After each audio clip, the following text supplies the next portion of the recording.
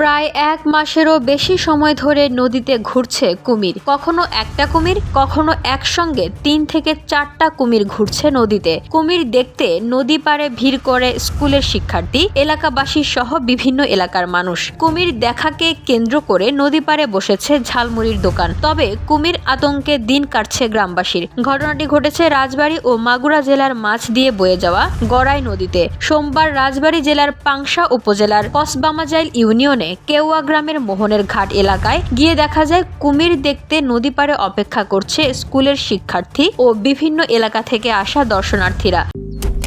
Malaysian প্রযুক্তিতে তৈরি অত্যাধুনিক cleaning machine modern vacuum cleaner যে কোনো ধরনের ধুলো ময়লাকে পরিষ্কার করে ঘরকে করে তুলুন চকচকে ও আকর্ষণীয়।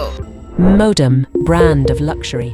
তারা জানান অনেক দিন ধরে কুমির দেখার সংবাদ শুনছেন, তাই তারা কুমির দেখতে এসেছেন। স্থানীয়রা জানান নদীতে পানি যখন বেশি ছিল তখন এখানে কুমির এসেছে। এখানে নদীর পানি কমে গেছে, এখানে একটু পানি বেশি। প্রায় ১ মাসেরও বেশি সময় ধরে এখানে কুমিরগুলো দেখা যায়। প্রতিদিন ২ থেকে ৩ বার নদীতে কুমির ভাসতে দেখা যায়। তারা আরও জানায় প্রতিদিন এলাকার শত শত মানুষ এই নদীতে গোসল, জামা কাপড় ধোয়া সহ দৈনন্দিন জীবনের বিভিন্ন কাজে নদীর পানি ব্যবহার করতেন। এখন কুমির আতঙ্কে কেউ নদীতে নামতে পারছেন না।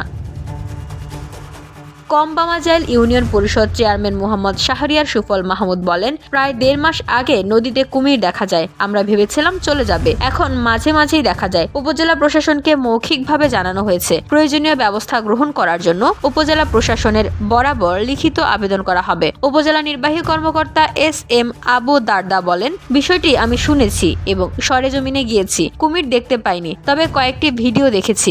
ভিডিওতে যেটা দেখা যাচ্ছে সেটা কুমির কিনা বোঝা যাচ্ছে না। কুমির শনাক্ত করা মাত্রই প্রয়োজনীয় ব্যবস্থা গ্রহণ করব। VOD Bangla news desk.